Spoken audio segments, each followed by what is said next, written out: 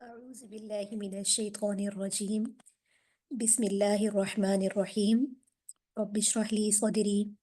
ويسر لي أمري واحلل عقدة من لساني يفقه قولي. رب زدني علما. رب زدني علما. رب زدني علما. آمين. السلام عليكم ورحمة الله وبركاته. इंशाल्लाह उम्मीद है अभी सामियात तालिबात खैर वाफियत से होंगी और भी अल्हम्दुलिल्लाह आप लोग का रिवाइव और रमज़ान का सफ़र जो कि अब बिल्कुल ही आखिरी मराहिल में है हमारा कोर्स और आज इसकी सेकंड लास्ट क्लास है। इससे आप लोग को इंशाल्लाह आज की क्लास से इस्तेफादा होगा और इससे आपका तमाम क्लासेस का जो कि अब इजरा और एक रिव्यू चल रहा है वो भी आप लोग का जारी सारी होगा। अच्छा, इसके साथ ही आज का जो हमारी क्लास का एजेंडा है, जो हमारा वर्क है, वो सूरतुन नस्र से लेकर सूरतुल इखलास तक की की जो तीनों आयात हैं इंशाल्लाह इसका लफ्ज़ी बा मुहावरा तर्जुमा और इसकी मुख्तसर जामे तफसीर होगी। इसके साथ ही इंशाल्लाह इन तीनों सूरतों को हिफ्स अगरचे आपको याद भी होंगी और इसको आप सही तजवीद के साथ, तजवीद के रूल्स के साथ इंशाल्लाह आप लोग याद करेंगे और साबका सूरतों को भी आप लोग जो है साथ साथ जो है रिवाइज करेंगे। अच्छा, इसके साथ ही आज हमारा चूँकि पिछली क्लास के अंदर हमने उसूल मखारिज और कवायद की अहमियत के ऊपर बात की थी और इस बात पे दोबारा हमारी बात हुई थी कि कवायद, अब चूँकि कोई नए कवायद हम नहीं पढ़ रहे बल्कि अब तक जितने कवायद हमने पढ़े हैं उन्हीं को हमने अपने कुरान के अंदर उसको उसकी उसकी मशक करनी है। तो आज मशक के एतबार से तो हमारा कोई नया सबक नहीं है, अलबत्ता ये बात जहन में रखें कि उसूल मखारिज जो कि आपको शीट प्रोवाइड है आप लोग के पास, इसमें आप अपने उसी तरीके से नोट डाउन करते रहें। जिन मखारिज में अभी भी आपको लगता है कि कुछ कमी है या इसमें मज़ीद प्रैक्टिस होनी चाहिए, उनको नोट डाउन करें, उनको बार बार इनफरादी तौर पे भी मशक करें। ठीक है। इसके साथ ही आज की क्लास में सबसे पहले हम सूरत का लफ्ज़ी और बामुहावरा तर्जुमा करेंगे। सूरतुन नस्र है हमारी, सूरतुल लहब है और सूरतुल इखलास है और इन के तर्जुमे के बाद इंशाअल्लाह फिर इनकी तफसीर और तिलावत के बाद आप लोग का 45 मिनट का हिफ्ज़ का वक्त होगा। तो इंशाअल्लाह उसके अंदर फिर आप लोग इसको याद करेंगे। तो इसके साथ ही हम अल्लाह रब्बुल इज़्ज़त की बाबरकत नाम के साथ आज की क्लास की इब्तिदा करते हैं। बिस्मिल्लाहिर्रहमानिर्रहीम। इज़ा जाअ, इज़ा जब, जाअ आ जाए, नस्रुल्लाहि, नस्र मदद, लफ्ज़ अल्लाह के साथ निस्बत अल्लाह की मदद, नस्रुल्लाहि अल्लाह की मदद। अब यहाँ पे देखिए रॉ के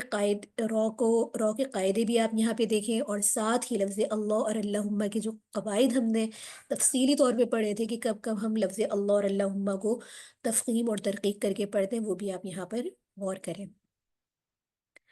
मदद अल्लाह की, मदद अल्लाह की, वल फ़तह और फ़तह, इज़ा जाअ नस्रुल्लाहि वल फ़तह, जब अल्लाह ताला की मदद और फ़तह आ जाए, जब अल्लाह ताला की मदद और फ़तह आ जाए। वरअयत अन्नास, वरअयत और आप देखेंगे, वरअयत और आप देखेंगे, अन्नास लोगों को, यदखुलून दाखिल हो रहे हैं, दाखिल हो रहे हैं, फी दीनिल्लाहि, फी दीनिल, दीन में, लिल्लाह यानी कि फी दीनिल्लाहि, लफ्ज़ अल्लाह के कवायद को यहाँ भी फॉलो करें, अल्लाह के, फी दीनिल्लाहि, दीन में अल्लाह के, अल्लाह की दीन में, अफवाजा, फौज दर फौज, फौज दर फौज, और आप देखेंगे कि लोग फौज दर फौज अल्लाह ताला के दीन में दाखिल हो रहे हैं और आप देखें कि लोग फौज दर फौज अल्लाह के दीन में दाखिल हो रहे हैं। फसब्बिह, तो आप तस्बीह कीजिए, फसब्बिह, तो आप तस्बीह कीजिए, बिहम्दी, साथ हम के साथ, रब्बिका, अपने रब की,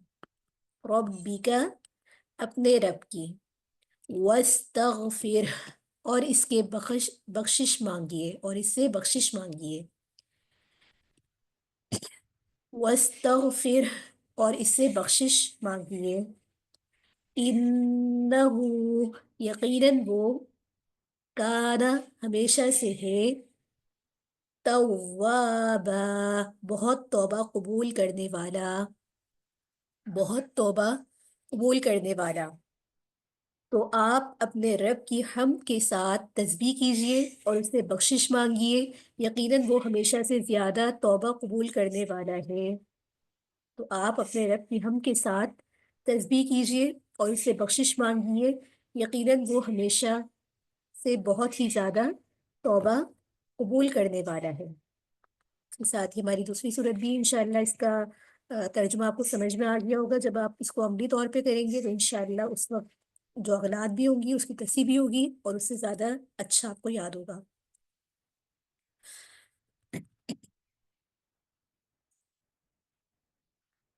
بسم اللہ الرحمن الرحیم، تبت، ہلاک ہو جائے، یدا، دونوں ہاتھ، یدا، دونوں ہاتھ، ابی لہب، ابو لہب کے، وتب، اور وہ ہلاک ہو گیا، اور وہ ہلاک ہو گیا، تبت، ہلاک ہو جائے، یدا، دونوں ہاتھ، ابی، ابو لہب، ابی لہب، ابو لہب کے، وتب، اور وہ ہلاک ہو گیا، ابو لہب کے دونوں ہاتھ ہلاک ہو جائے اور وہ ہلاک ہو گیا، ابو لہب کے دونوں ہاتھ ہلاک ہو جائے اور وہ ہلاک ہو گیا، ما، نہ، اغنا، کام آیا، نہ کام آیا، مالہ، عنہ، مالہ، عنہ، اس سے، مالہ، مال اس کا، مالہ، مال اس کا، وما، اور نہ جو، کسب، اس نے کمایا، دیکھیں سین اور صاد کے مخارج میں فرق رکھیے، کسب، اس نے کمایا، نہ اس کا مال جو کچھ اس نے کمایا اس کے کچھ کام نہیں آیا، اس کے کسی کام نہیں آیا، اور اس کا مال جو کچھ اس نے کمایا اس کے کسی کام نہ آیا، سیصلا، جلد ہی وہ داخل ہوگا، ان قریب وہ داخل ہوگا، نارن، آگ میں، ذات لہب، شعلے والی، ذات لہب، شعلے والی، وہ جلد ہی شعلے والی آگ میں داخل ہوگا، وہ جلد ہی شعلے والی آگ میں داخل ہوگا، وامرأتہ، اور اس کی بیوی، وامرأتہ، اور اس کی بیوی، حمالۃ دھونے والی،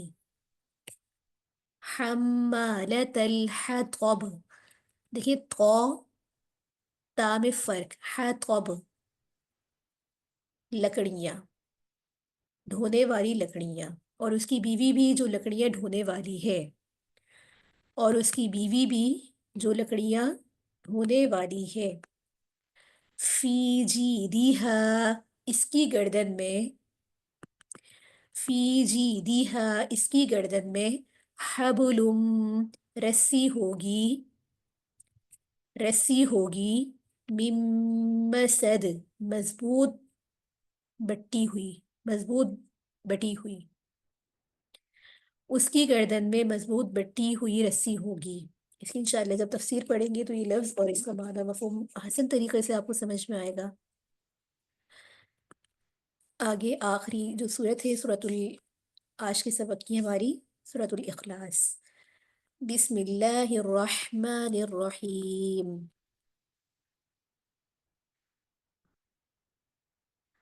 قل، آپ کہہ دیجئے، قل، آپ کہہ دیجئے، ہوا، وہ، اللہ، ہوا اللہ، وہ اللہ تعالی، احد، ایک ہے، احد، ایک ہے، قل هو اللہ احد، آپ کہہ دیجئے کہ وہ اللہ ایک ہی ہے۔ اللہ الصمد، اللہ تعالیٰ الصمد بے نیاز ہے۔ لم یلد، نہ اس نے کسی کو جنا، نہ اس نے کسی کو جنا۔ ولم یولد، اور نہ وہ کسی سے جنا گیا، اور نہ وہ کسی سے جنا گیا۔ نہ اس نے کسی کو جنا اور نہ وہ کسی سے جنا گیا، یعنی کہ نہ اس نے کسی کو کسی کو جو ہے اس طریقے سے جس طریقے سے عام مخلوق کے یا تخلیق پہ انسانی ہوتی ہے، نہ اس نے کسی کو جنا نہ وہ کسی سے جنا گیا۔ وَلَمْ يَكُنْ لَهُ، ولم اور نہ، یکن کبھی ہے، لہو اس کے، کفواً برابر، کفواً برابر، احد کوئی ایک، کفواً احد برابر کوئی ایک، اور نہ کبھی کوئی ایک اس کے برابر کا ہے، اور نہ کبھی کوئی ایک اس کے برابر کا ہے۔ یہاں تک جو آپ کا لفظی با محاورہ ترجمہ ہے وہ مکمل ہوتا ہے۔ اب انشاءاللہ ثابت کا ترتیب کے مطابق آپ لوگ اس کا ترجمہ کریں گے اسی ترتیب سے جو ہماری ترتیب ہے۔ اپنا یہ والا PDF آپ لوگ کو گروپ میں بھیجا گیا ہے، اس کو اوپن کریں، اس میں با محاورہ لفظی ترجمہ جو آپ نے نوٹ ڈاؤن کیا ہے اس کو کریں یہاں سے، اور جب تک کے لیے ریکارڈنگ روک دی جاتی ہے تاکہ آپ لوگ سہل طریقے سے اس کو کریں۔ بارک اللہ فیک، احسنتی ماشاء اللہ۔ اللہ رب العزت آپ کے علم و عمل میں اضافہ فرمائے، استقامت دے، اور اسی طریقے سے آپ لوگ کا یہ سفر اور اس کا فہم اور اس کا علم میں نافع آپ کے لیے اللہ رب العزت ثابت فرما دے۔ اچھا، اس کے ساتھ ہی ہم اس کے تفسیری اہم نکات پر آتے ہیں، چونکہ آج ہماری 3 صورتیں ہیں، اور کوشش کریں گے کہ مختصر بھی ہو، جامع بھی ہو، اور جو اس کا اصل کانسیپٹ ہے نا وہ آپ لوگ کو سمجھ میں آ جائے۔ تو جو ترتیب ہے ہم اس ترتیب کے مطابق اس کی طرف آتے ہیں۔ ویسے تو PDF جو آپ کو فراہم کیا گیا ہے، اس کی شروع میں تفہیم القرآن اور دیگر تفاصیل سے ایک جامع تعارف آپ کے سامنے موجود ہے۔ اس صورت کی اگر ہم سورۃ النصر کے مرکزی مضمون میں دیکھیں تو یہاں پر فتح و نصرت کے بعد اللہ کی حمد کے ساتھ ان کی تسبیح اور استغفار بھی ضروری ہے، اس بات کا ہمیں پتہ چلتا ہے۔ اچھا، یہاں پر اس صورت سے متعلق یہ صورت جو ہے بالاتفاق مفسرین حضرات کے نزدیک مدنی ہے، اور اس صورت کا ایک اور نام جو ہے صورت التودیع بھی ہے، تا واو دال یا عین۔ تو تودیع کے معنی ہوتے ہیں کسی کو رخصت کرنے کے، اور اس صورت میں چونکہ آپ صلی اللہ علیہ وآلہ وسلم کی وفات قریب ہونے کی طرف اشارہ ہے، تو اس وجہ سے اس صورت کا جو دوسرا نام ہے صورت التودیع بھی ہے۔ اچھا، اس کے بارے میں صحیح مسلم میں حضرت ابن عباس رضی اللہ تعالیٰ عنہ سے منقول ہے کہ سورۃ النصر قرآن کریم کی آخری صورت ہے، یعنی کہ اس کے بعد کوئی صورت جو ہے مکمل طور پر نازل نہیں ہوئی۔ اس کے ساتھ ہی ایک اور قول کے مطابق حضرت ابن عمر رضی اللہ تعالیٰ عنہ نے فرمایا کہ سورۃ الحج حجۃ الوداع کے بعد میں نازل ہوئی تھی، اور اس کے بعد آیت الیوم اکملت لکم دینکم واتممت علیکم نعمتی، یہ والی آخری آیت نازل ہوئی تھی۔ اور ان دونوں کے نزول کے بعد آپ صلی اللہ علیہ وآلہ وسلم اس دنیا میں صرف 80 روز جو ہے رہے، اس کے بعد آپ کی وفات ہوگی۔ اس کے ساتھ ہی اس بات پر سب کا اتفاق ہے کہ اذا جاء نصر اللہ والفتح میں فتح سے فتح مکہ مراد ہے، اور اس میں کچھ آراء مختلف ہیں کہ سورۃ الفتح مکے سے پہلے نازل ہوئی تھی یا بعد میں۔ تو بہرحال اس میں مفسرین حضرات کی کچھ اقوال ہمیں ملتے ہیں، چونکہ یہاں تفصیل ہمارا بیان کرنا مقصود نہیں ہے۔ تو یہاں پر متعدد احادیث اور آثار صحابہ میں ہے کہ اس صورت میں آپ صلی اللہ علیہ وآلہ وسلم کی وفات کا وقت قریب آ جانے کی طرف اشارہ ہے، اور اب آپ کی بعثت اور دنیا میں قیام کا جو مقصد اور مشن تھا وہ پورا ہو چکا، اب تسبیح اور استغفار میں لگ جائیں۔ ایک روایت میں یہ بات بھی آتی ہے کہ جب یہ صورت نازل ہوئی تو آپ صلی اللہ علیہ وآلہ وسلم نے صحابہ اکرام کے مجمع کے سامنے اس کی تلاوت فرمائی، جن میں حضرت ابو بکر، حضرت عمر، سعد بن ابی وقاص وغیرہ رضی اللہ تعالیٰ عنہ دیگر یہ اصحاب موجود تھے، سب سن کر اس کو خوش ہو گئے کہ اس میں تو فتح مکہ کی خوشخبری ہے، مگر حضرت عباس رضی اللہ تعالیٰ عنہ رونے لگے۔ آپ صلی اللہ علیہ وآلہ وسلم نے ان کے رونے کا سبب پوچھا، تو حضرت عباس رضی اللہ تعالیٰ عنہ نے عرض کیا کہ اس میں تو آپ کی وفات کی خبر جو ہے مضمر ہے، یعنی کہ موجود ہے۔ تو آپ صلی اللہ علیہ وآلہ وسلم نے اس کی تصدیق فرمائی، اور صحیح بخاری میں یہی مضمون جو ہے حضرت عمر کے بارے میں آتا ہے۔ اس کے ساتھ ہی یہاں پر جو لفظ استعمال ہوا ہے کہ وَرَأَيْتَ النَّاسَ، تو فتح مکہ سے پہلے بہت بڑی تعداد میں ایسے لوگوں کی بھی تھی جن کو آپ صلی اللہ علیہ وآلہ وسلم کی رسالت اور اسلام کی حقانیت پر یقین ہو چکا تھا، مگر اسلام میں داخل ہونے سے ابھی تک وہ قریش کی مخالفت کے خوف سے یا کسی وجہ سے وہ رکے ہوئے تھے۔ فتح مکہ نے وہ رکاوٹ دور کر دی تو فوج در فوج جو ہے لوگ اسلام میں داخل ہونے لگے۔ یمن سے بتایا جاتا ہے کہ 700 نفر مسلمان ہو کر پہنچے، جو راستے میں اذانیں دیتے، قرآن پڑھتے، اور اسی طریقے سے عرب میں فوج در فوج جو ہے داخل ہوئے۔ یہاں ایک بات ہمیں اس صورت میں یہ بھی پتہ چلتی ہے، صورت کے ترجمے مفہوم میں اور دیگر تفاسیر سے ہمیں یہ بات پتہ چلتی ہے کہ جب موت قریب محسوس ہو تو تسبیح و استغفار کی کثرت کی جائے، جیسے کہ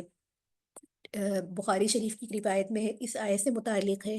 کہ فَسَبِّحْ بِحَمْدِ رَبِّكَ وَاسْتَغْفِرْ، کہ حضرت عائشہ فرماتی ہے کہ اس صورت کے نازل ہونے کے بعد آپ صلی اللہ علیہ وآلہ وسلم جب کوئی نماز پڑھتے تو یہ دعا کرتے، سبحانک ربنا وبحمدک اللہم اغفر لی۔ اور حضرت سلمہ رضی اللہ تعالیٰ عنہ فرماتی ہے کہ سورت کے نازل ہونے کے بعد اٹھتے بیٹھتے آتے جاتے ہر وقت یہ دعا پڑھتے، سبحان اللہ و بحمدہ استغفر اللہ و اتوب الیہ، اور فرماتے کہ مجھے اس کا حکم ہے، اور دلیل میں فرماتے کہ اذا جاء نصر اللہ والفتح، اس کی تلاوت فرماتے ہیں۔ تو دیگر یہ کہ بہت ساری آیات، بہت ساری روایات اس صورت کے بارے میں موجود ہیں صحیح احادیث میں، اور اس کا جو اصل مقصد تھا وہ آپ کا ایک جو مشن آپ کا پورا ہونا، وہ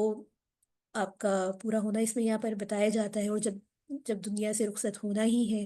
تو اس وقت انسان اور مومن کا کیا عمل ہونا چاہیے۔ تیسری آیت میں ہمیں یہ بات پتہ چلتی ہے کہ ہم تسبیح اور استغفار،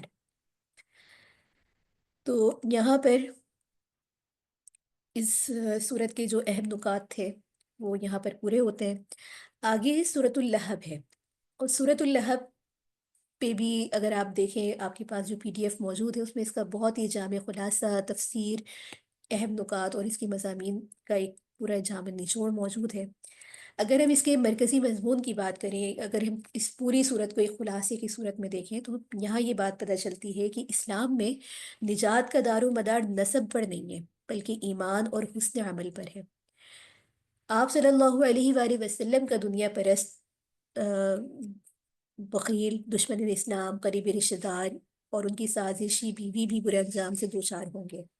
یعنی کہ ان کا یہ نسب کہ وہ آپ صلی اللہ علیہ وآلہ وسلم کے رشتہ دار ہیں یا آپ کا بڑا قریبی تعلق ہے، یہ بات میٹر نہیں کرتی ہے،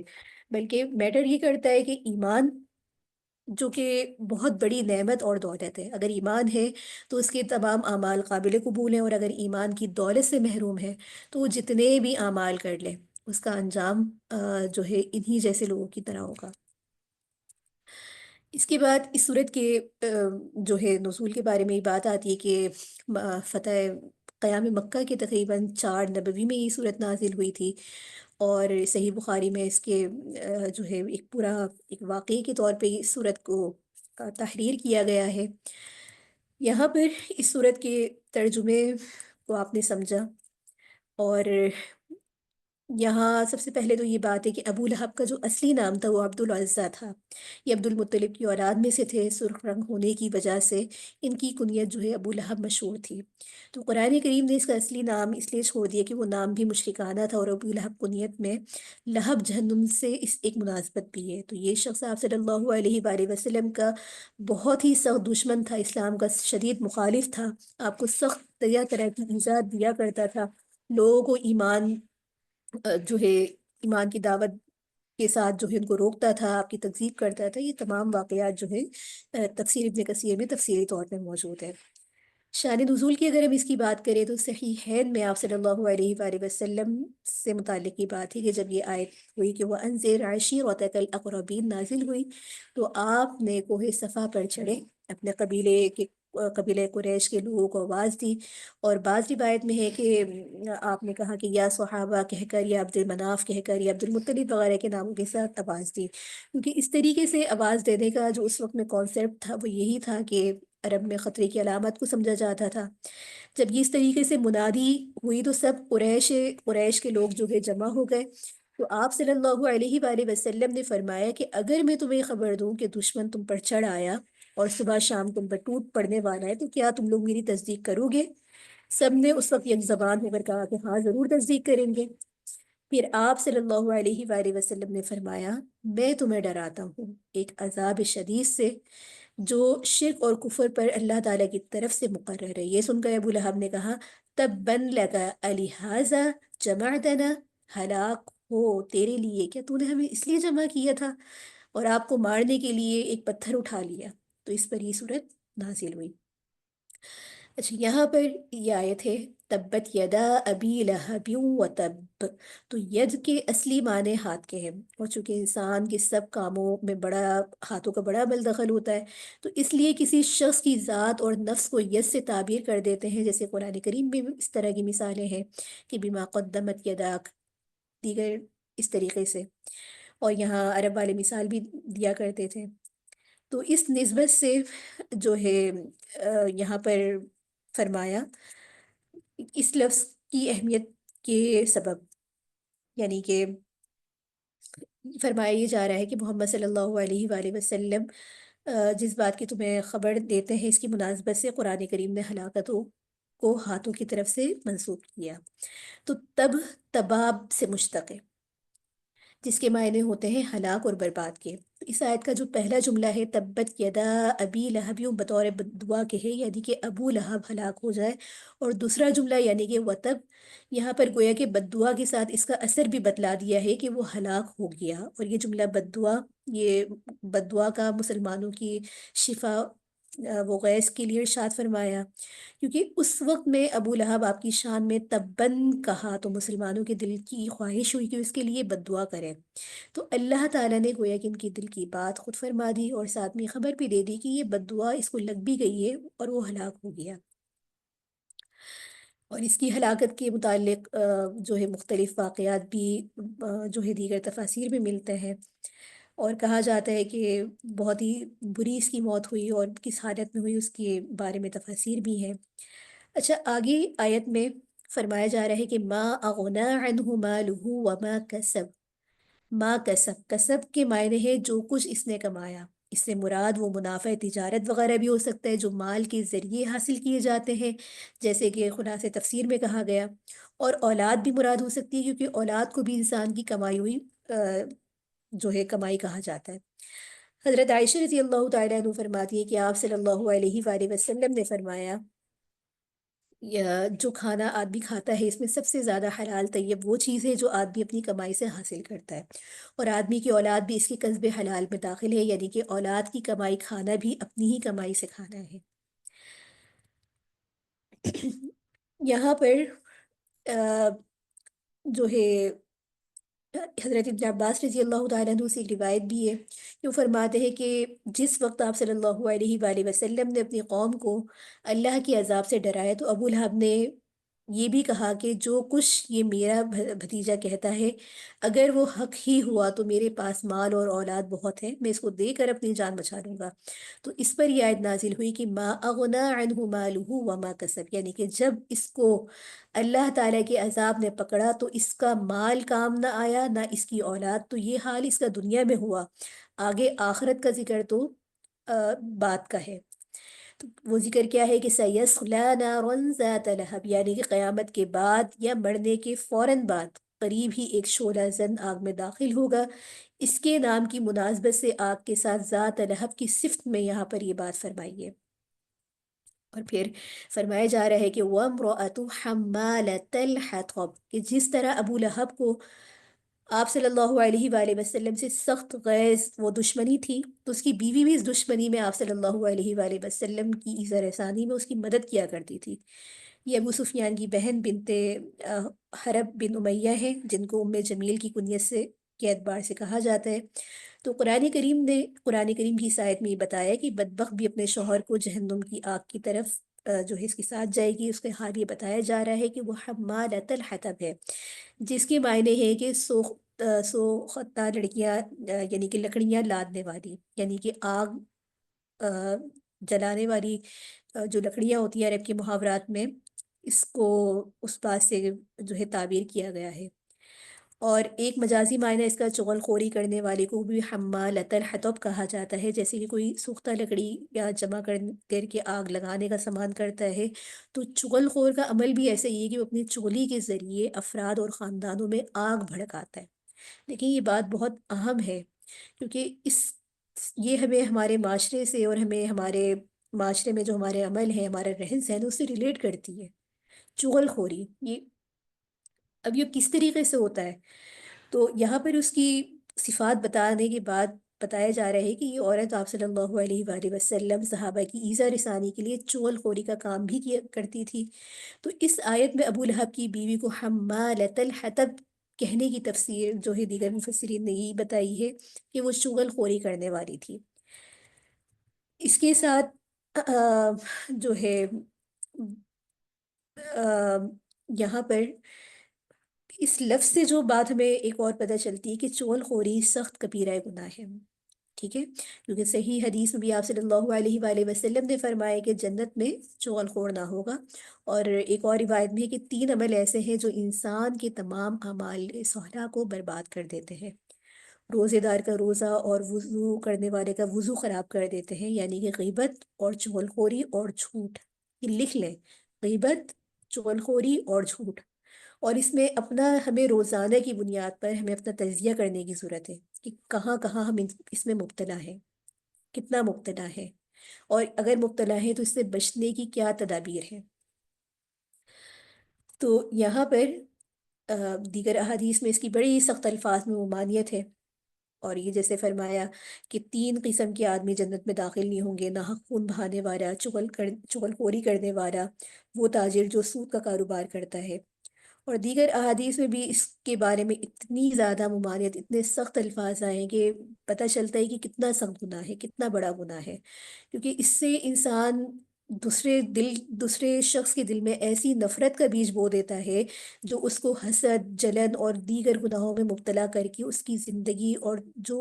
جس کی چغلی کی جاتی ہے اس شخص کو جو ہے نقصان پہنچانے کی پوری پوری کوشش کرنے کے سبب، چونکہ انسانی حرمت اللہ کے نزدیک بہت ہی بڑی چیز ہے، بہت ہی اہم چیز ہے۔ تو جہاں بھی آپ یہ دیکھیں کہ انسان کی حرمت پر بات آتی ہے، انسان کی حقوق پر بات آتی ہے، تو وہاں پر ایسی سخت وعیدیں آپ کو نظر آئیں گی، چاہے وہ سود کے معاملات ہوں، چاہے قتل کے معاملات ہوں، چاہے دیت و قصاص کے معاملات ہوں، گھریلو معاشرت کے معاملات ہوں۔ تو یہ دیکھنے کی ضرورت ہے کہ انسان سے جو ریلیٹ معاملات ہوتے ہیں، حقوق العباد سے جو معاملات ریلیٹ ہوتے ہیں، اس پہ اللہ کے قوانین بھی سخت ہیں، اللہ تعالیٰ کی وعیدیں بھی سخت ہیں، اور اللہ نے وہاں پر اپنے بندے کی معافی نہیں رکھی ہے جب تک وہ بندہ اپنے حقوق معاف نہ کر دے۔ تو یہاں دیکھنے کی ضرورت ہے کہ ہم قرآن پڑھ رہے ہیں، ہم قرآن سیکھ رہے ہیں، لیکن ہمارا معاشرے کے اندر جو ہمارا تعلق ہے وہ آیا کہ قرآن کریم کے اکارڈنگ ہے یا قرآن کریم کے خلاف ہے، ٹھیک ہے؟ اس کے ساتھ یہ آگے فرمایا کہ فی جیدہا حبل من مسد۔ تو مسد کے معنی ہوتے ہیں کہ رسی یا ڈور بٹنے کے، اور اس کو تار پر تار چڑھا کے مضبوط کرنے کے مضبوطی کے طور پر بنائی جانے والی چیز کو کہا جاتا ہے۔ اور بعض حضرات نے خاص کھجور کی رسی کا اس کا ترجمہ کیا ہے کہ وہ عرب کی عام عادت کے مطابق بھی اس کا مفہوم یہ ہے کہ ذرا زیادہ قریب ملتا ہے۔ تو یہاں پر حبل من مسد سے مراد ہے کہ جو ایک رسہ ہے اور اس کا حال جہنم میں ہوگا، یعنی کہ آہنی تاروں سے مضبوط بٹا ہوا توق اس کے گلے میں ہوگا۔ یعنی کہ کیفیت یہ ہے کہ اتنی مضبوطی سے اس کو باندھا جائے گا، اتنی مضبوطی سے اس کو جو ہے اس چیزوں میں جکڑا جائے گا کہ نکلنے کا کوئی راستہ نہیں ہے۔ اور جو ہے اس کی تفاسیر میں دیگر مفسرین نے بہت زیادہ اقوال بھی فرمائے ہیں جو کہ تفسیر مظہری یا دیگر میں ہمیں یہاں پر ملتے ہیں۔ چونکہ بہت زیادہ ایسی تفصیل مقصود نہیں ہے، اصل چیز ہے وہ کانسیپٹ ہمارے ذہن میں آ جائے اور ہم اس بات سے ریلیٹ کریں اور اپنا ورلڈ ویو صحیح کریں کہ ہمارے یہ تمام باتیں، چونکہ قرآن آخری کتاب ہے، آخری زمانے تک یہ ہمارے لیے مشعل راہ ہے، تو اس کے اندر یہ بات جو بتائی گئی ہے، ہم ان چیزوں میں کیسے مبتلا ہیں یا ان چیزوں سے ہم نے اپنا آپ کو کیسے بچانا ہے، ٹھیک ہے؟ تو یہاں پر اس پوری صورت کا مرکزی مضمون اپنے ذہن میں رکھیں کہ اسلام میں جو نجات کا دار و مدار ہے وہ نسب اور خاندان پر نہیں ہے۔ کوئی یہ سمجھے کہ میرا تو بڑے اللہ والے شیخ سے ہمارا تعلق ہے، یا ہم نے تو بڑے بڑے لوگوں سے پڑھا ہے، یا ہماری تو فلاں سے نسبت ہے، یا ہمارا خاندان کا نسب تو آپ صلی اللہ علیہ وسلم سے ملتا ہے، بعض لوگ یہ بات کہنے میں کوئی تردد نہیں کرتے۔ تو آپ کی نجات کا دار و مدار آپ کی نسب یا خاندان پر نہیں ہے، بلکہ ایمان اور حسن عمل پر ہے۔ اگر اس چیز میں آپ کامیاب ہیں تو کامیاب ہیں، اور اگر یہ چیز آپ کی نہیں ہے، آپ کا ایمان نہیں ہے، اچھا عمل نہیں ہے، لوگوں کو تکلیف رسائی ہے، تو آپ جتنے بھی کام کر لیں، جتنا بھی اچھا نسب ہو جائے، معاشرتی طور پہ ایک اسٹیٹس ہو جائے، لیکن وہ کامیابی کا دار و مدار نہیں بن سکتا۔ اور یہ مثال ہے کہ آپ صلی اللہ علیہ وآلہ وسلم کا سگا چچا اور اس کی بیوی تک اپنے کفر اور اپنی بدعمالیوں کے سبب دوزخ میں جائیں گے۔ اس کے ساتھ ہی آگے سورۃ الاخلاص ہے، اور سورۃ الاخلاص کا ترجمہ دیکھا۔ یہاں پر جو بات دیکھنے کی ہے تو حمد وہ تنزیہ پر مشتمل صفات سے اللہ تعالیٰ کی خالص توحید ذات کی وضاحت یہاں پر فرمائی جا رہی ہے۔ یہاں پر یہ بات ہے کہ یہ اس وقت کی صورت کا نزول ہے جب نو مسلم صحابہ کے لیے مخالفین کے شر کا آغاز ہو چکا تھا۔ اسی صورت کی ایک لفظ میں احد کی بازگشت ہے۔ بعض روایت میں یہ بات بھی ہمیں ملتی ہے کہ حضرت بلال رضی اللہ تعالیٰ عنہ کے ہونٹوں پہ رہتی تھی کہ جب قریش کا سردار امیہ بن خلف انہیں تپتی دھوپ پر لٹا کر ان کے سینے پہ پتھر رکھ دیا کرتا تھا، لیکن ان کے ایمان اللہ نے اس قدر مضبوط فرمائے تھے کہ کوئی چیز انہیں ہلا نہیں سکتی تھی۔ اچھا، سورۃ الاخلاص کی فضائل کس قدر ہیں اور صحیح روایات میں ہے، جیسے کہ صحیح بخاری کی ایک روایت میں ہے کہ یہ قرآن کریم کی تہائی جو ہے قرآن کے برابر ہے۔ اسی طریقے سے سورۃ الاخلاص کے بارے میں ہے کہ ایک تہائی قرآن کے برابر ہے، رات میں سونے سے پہلے اس کو پڑھنا چاہیے، صحیح مسلم کی روایت ہے۔ اور صحیح مسلم کی ہی ایک روایت میں ہے کہ آپ صلی اللہ علیہ وآلہ وسلم سنت فجر کی دوسری رکعت میں سورۃ الاخلاص پڑھا کرتے تھے۔ اور ایک اور حدیث میں بھی یہ بات ہے کہ سورۃ الاخلاص کی محبت انسان کو جنت میں لے جاتی ہے۔ دیگر احادیث میں اس بارے میں تو بہرحال یہاں پر بہت ہی مختصر صورت ہے، اور شان نزول پہ اگر ہم اس میں یہاں پر غور کریں تو مشرکین مکہ کی چونکہ عادات یہ بن گئی تھی کہ انہیں ایمان تو لانا مقصود نہیں ہوتا تھا، لیکن وہ طرح طرح کی اس طرح سے سوال کرتے تھے، جیسے کہ آپ صلی اللہ علیہ وآلہ وسلم سے اللہ کا نسب پوچھا تو ان کے جواب میں یہ صورت نازل ہوئی۔ اور بعض روایت میں یہ بھی آتا ہے کہ مشرکین یہ بھی سوال کیا کرتے تھے کہ اللہ تعالیٰ کس چیز سے بنا ہے، سونا ہے، سونے کا بنا ہے یا چاندی کا ہے یا کسی اور چیز کا ہے، تو اس طرح کی باتیں یہ کرتے تھے۔ اور جو ہے مقصد ایمان لانا نہیں تھا، بس مقصد یہ تھا کہ کسی طریقے سے بھی جو ہے تصحیح کی جائے۔ اچھا، یہاں پر اس آیت میں قل هو اللہ احد میں لفظ قل میں اشارہ ہے کہ آپ صلی اللہ علیہ وآلہ وسلم کی نبوت اور رسالت کی طرف ان کو اللہ کی طرف سے لوگوں کو ہدایت کا حکم ہو رہا ہے۔ اور لفظ اللہ اس ذات کا نام ہے جو واجب الوجوب بھی ہے اور تمام کمالات کا جامع اور تمام نقائص سے پاک ہے۔ احد اور واحد ترجمہ تو دونوں کا ایک ہی ہوتا ہے، مگر مفہوم کے اعتبار سے احد کے معنی میں بھی شامل ہے، اور اس کے معنی جو ہے ذرا ایک وسیع اور جامع معنی کی طرف اس میں اشارہ ملتا ہے۔ اللہ الصمد میں جو لفظ صمد ہے تو اس کے بھی بہت سے معنی ہو سکتے ہیں، اور مفسرین کے اس میں بہت سارے اقوال ہیں۔ یہاں پر صمد کے اصل معنی جو اس کی لیے جا رہے ہیں مفسرین حضرات نے، وہ یہ ہے کہ جس کی طرف لوگ اپنی حاجات اور ضروریات میں رجوع کرے، اور جو بڑائی اور سرداری میں ایسا ہو کہ اس سے کوئی بڑا نہیں، تو خلاصہ یہ کہ سب اس کے محتاج ہوں، وہ کسی کا محتاج نہ ہو۔ آگے فرمایا جا رہا ہے کہ لم یلد ولم یولد، یہ ان لوگوں کا جواب ہے جنہوں نے اللہ تعالیٰ کے نسب نامے کا سوال کیا تھا کہ اس کو مخلوق پر قیاس نہیں کیا جا سکتا۔ جس طریقے سے آپ مخلوق کے یہاں جو ہے ایک اولاد جو ہے وجود میں آتی ہے، تو یہاں پر بتایا جا رہا ہے کہ نہ وہ کسی کی اولاد ہے، نہ کوئی اس کی اولاد۔ آگے فرمایا جا رہا ہے کہ وَلَمْ يَكُنْ لَهُ كُفُوًا أَحَدٌ، تو کف کے لفظی معنی ہے کہ مثل اور مماثلت کے ہیں، تو معنی یہ ہے کہ نہ کوئی اس کا مثل ہے، نہ کوئی اس کے مشاکلت ہے، اور نہ کوئی اس کی مشابہت رکھتا ہے۔ تو سورۃ الاخلاص میں اگر ہم دیکھیں، بہت ہی مختصر 3 آیات پر مشتمل ایک جامع مکمل صورت ہے جو کہ مکمل توحید اور ہر طرح کے شرک کی نفی کرتی ہے۔ یہاں پر فرمایا جا رہا ہے کہ اللہ تعالیٰ کے ساتھ کسی کو شریک سمجھنے والے منکرین توحید کی دنیا میں مختلف اقسام ہوئی ہیں، جو کہ طرح طرح کے شرک میں مبتلا تھی، تو یہاں ہر طرح کے شرک کی نفی کر دی گئی ہے۔ تو اس صورت کے جو ایک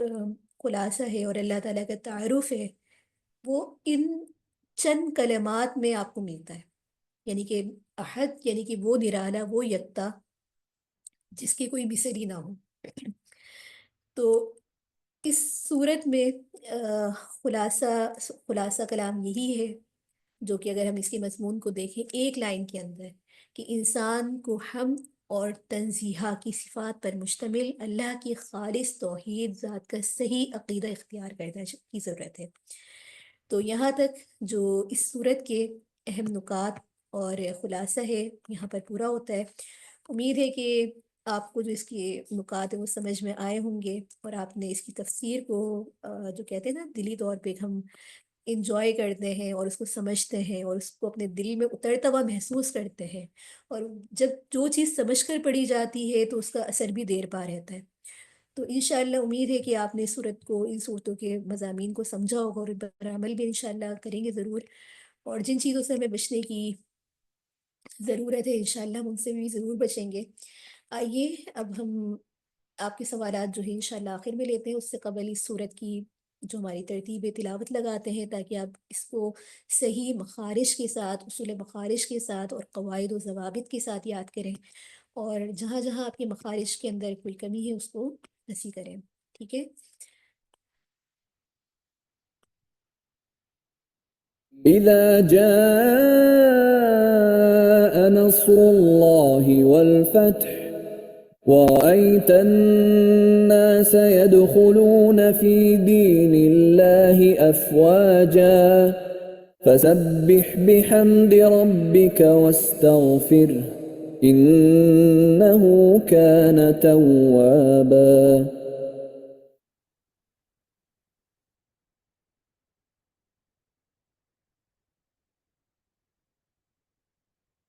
إذا جاء نصر الله والفتح ورأيت الناس يدخلون في دين الله أفواجا فسبح بحمد ربك واستغفره إنه كان توابا. إذا جاء نصر الله والفتح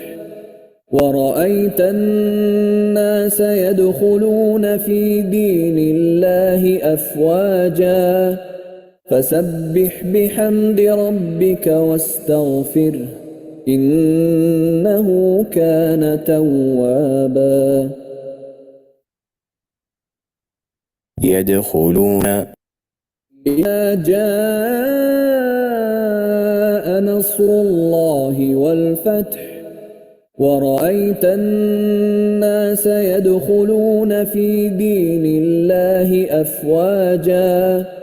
فسبح بحمد ربك واستغفره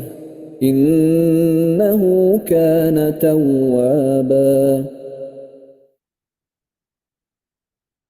ٹائم لگائی جا رہی ہے صورت کی، پھر انشاءاللہ اس کے بعد دوسری صورت۔ إذا جاء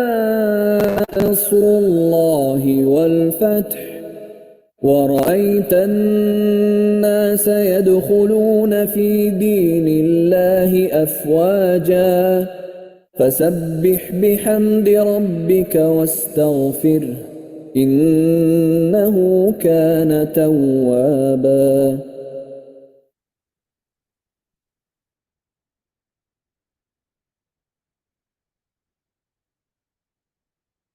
تبت يدا أبي لهب وتب ما أغنى عنه ماله وما كسب سيصلى نارا ذات لهب وامرأته حمالة الحطب في جيدها حبل من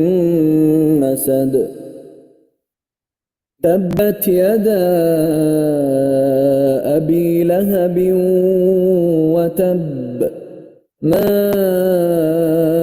أغنى عنه ماله وما كسب سيصلى نارا ذات لهب وامرأته حمالة الحطب في جيدها حبل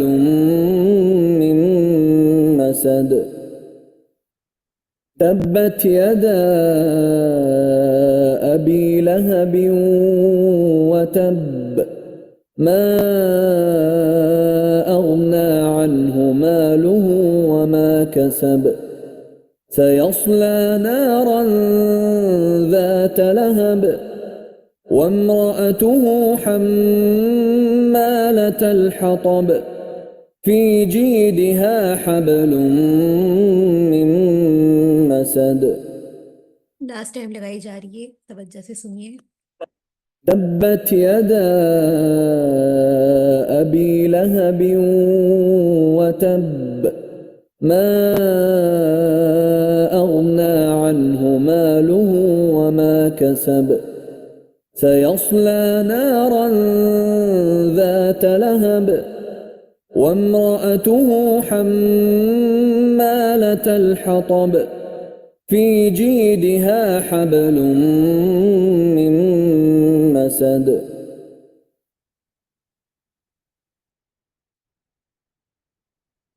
قل هو الله أحد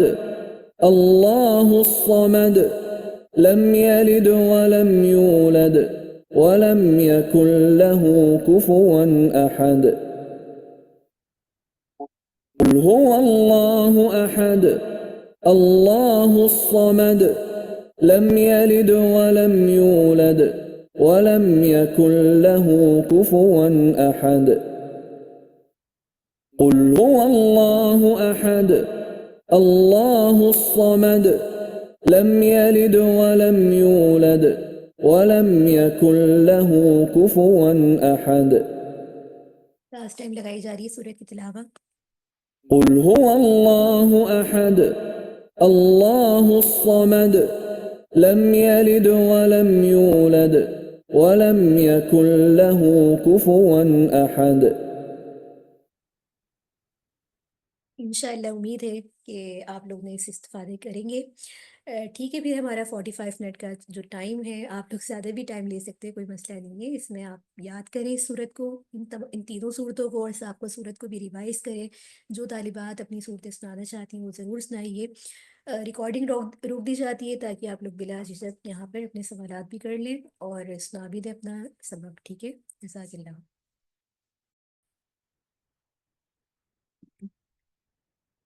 اللہ تعالیٰ آپ تمام کے علم میں اضافہ فرمائے. ماشاء اللہ ماشاء اللہ. اللہ تعالیٰ استقامت نصیب فرمائے اور آپ لوگ کا پڑھنا پڑھانا وقت دینا قبول فرمائے. انشاءاللہ پھر اگلی کلاس جو کہ ہماری اس کورس کی آخری کلاس ہوگی، اور اس میں امید ہے کہ آپ لوگ بر وقت اپنی حاضری کو یقینی بنائیں گے، اور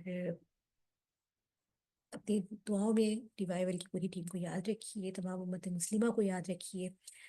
سبحانك اللهم وبحمدك نشهد أن لا إله إلا أنت نستغفرك وأتوب إليك. آمين. السلام عليكم ورحمة الله وبركاته.